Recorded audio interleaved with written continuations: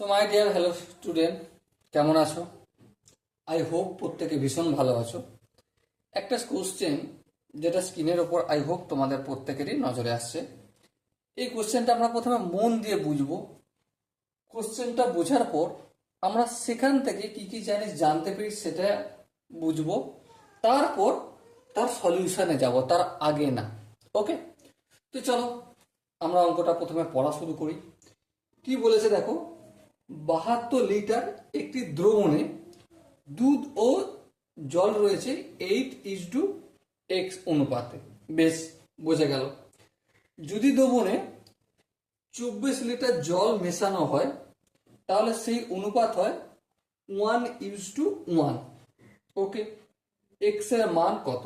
দেখো, দুধ আর জলের একটা মিশ্রণ রয়েছে, ঠিক আছে? এই মনে করে বড় একটা জায়গা, পাত্র, এখানে 72 লিটার দুধ আর জল আছে। বেশ, তাহলে এম ফর মিল্ক আর ডাব্লিউ ফর ওয়াটার, এটা লিখলাম। এই যে 72 লিটার দুধ আর জলের মিশ্রণ রয়েছে না, এর মধ্যে দুধ আর জলের অনুপাত কত রয়েছে? 8:x। বেশ, বোঝা গেল মোটামুটি। আচ্ছা, আবার একটা নতুন এখানে মিশ্রণ তৈরি করা হচ্ছে, ঠিক আছে? সেখানে এই 72 লিটার দুধ আর জলের মিশ্রণ তো ছিল, তার সাথে সাথে নতুন অ্যাড করছি। কি অ্যাড করছি? জল অ্যাড করছি। 24 লিটার শুধু ওয়াটার অ্যাড করলাম। তারপর কি দেখলাম? মিল্ক মানে দুধ আর ওয়াটার জলের অনুপাত কি হয়ে গেল? 1:1।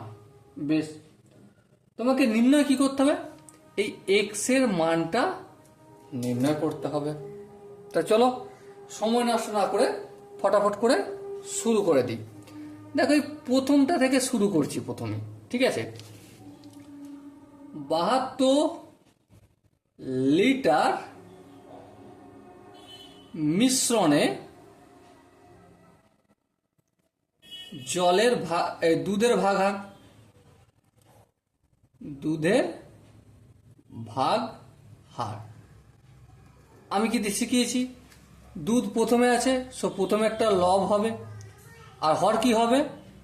দুটোর যোগফল 8+x অংশ। বেশ, তাহলে এবার বলি, এই 72 লিটার মিশ্রণে দুধের ভাগার নয়, দুধের পরিমাণ সমান কত?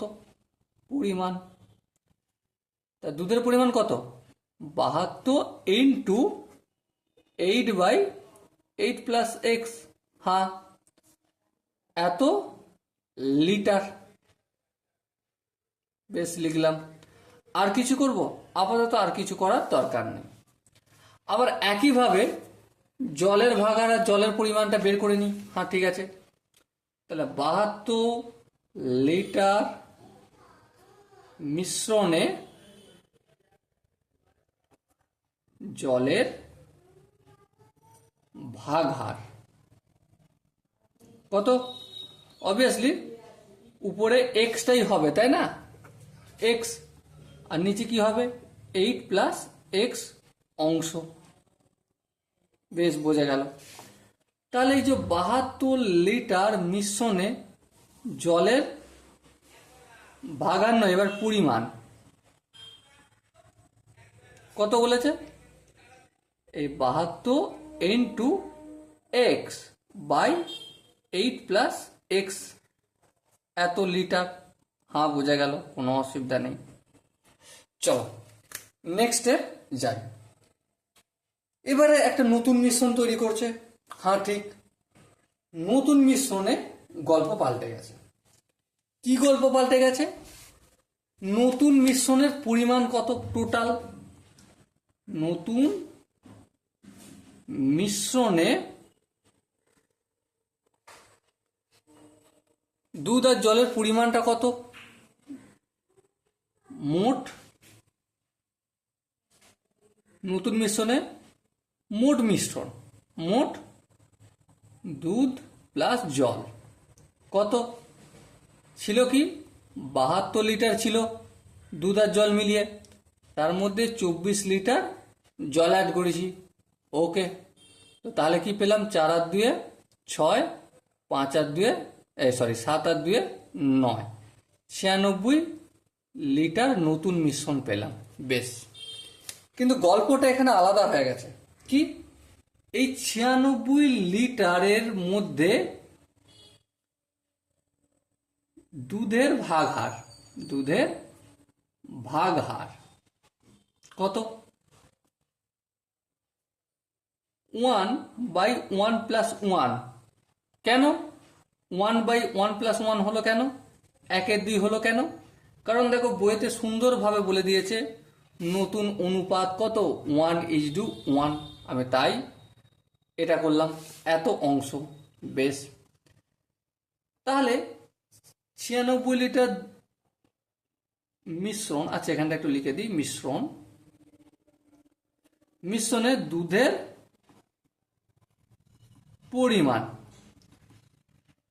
পরিমাণ কত? 96 × 1/2। সেটা একটু কাটাকাটি করব, 48 দুগুণে 96, তাহলে 48 লিটার। হ্যাঁ, বোঝা গেল।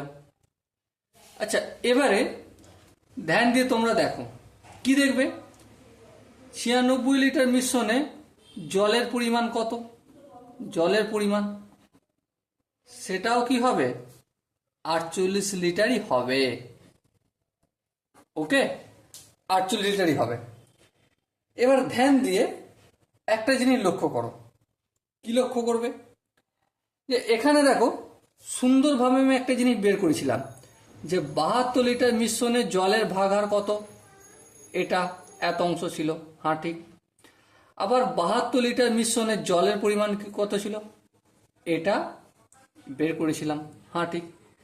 তাহলে এই যে পূর্বের জলের পরিমাণটা ছিল 72 × x/8 + x, এটা পূর্বের যে মিশ্রণ ছিল ওই মিশ্রণে এতটা জল ছিল। হ্যাঁ ঠিক, এতটা পরিমাণ জল ছিল। তার সঙ্গে আবার নতুন মিশ্রণে কত লিটার জল মিশিয়েছি? দেখো 24 লিটার। আচ্ছা ঠিক আছে, 24 লিটার অ্যাড করলাম। অ্যাড করার পর দেখো নতুন মিশ্রণের টোটাল জলের পরিমাণ কত বের হয়েছে? 48 লিটার। তাহলে এই 48টা লিখবো, লিখলাম। এই জায়গাটা যার বোঝা কমপ্লিট হয়ে গেছে তার অঙ্ক কমপ্লিট হয়ে গেছে। ওকে, এই জায়গাটা আরেকবার বোঝে। দেখো 72 লিটার মিশ্রণে জলের পরিমাণটা কত ছিল বলো? Simply 72 × x/8 + x litre. ঠিক আছে, বোঝা গেল। তারপর দেখো নতুন মিশ্রণে 24 লিটার জল মেশানো হচ্ছে। হ্যাঁ ঠিক। তাহলে দেখো এখানে যে এই পরিমাণ জল ছিল তার সাথে কি করছি? আমি 24 লিটার জল মেশাচ্ছি। হ্যাঁ, জল মিশিয়েছি। নতুন অনুপাত তৈরি হয়েছে। হ্যাঁ, নতুন অনুপাত তৈরি হয়েছে। নতুন অনুপাতে জল আর দুধের অনুপাত কত? 1:1। তার নতুন অনুপাতে জলের অনুপাত কত বেরিয়েছে? জলের পরিমাণ 48 লিটার। আমি সেই জন্যই সমান 48 লিটার লিখেছি। পুরানোতে জলের পরিমাণ প্লাস জল অ্যাড করা হলো সমান নতুন জল পেয়ে গেলাম। ব্যাস, আশা করি এখানটা বোঝা গেছে। এবার দেখো সিম্পল ক্যালকুলেশন করার কিচ্ছু করবো না। 72 x দিয়ে গুণ করলে 72x/8 + x। আচ্ছা, এই যে 24টা এটা সমান অপোজিট দিকে পাঠাবো, তাহলে 48 এটা প্লাস ছিল, অপোজিট দিকে গেলে অবভিয়াসলি মাইনাস হয়ে যাবে, তাই না?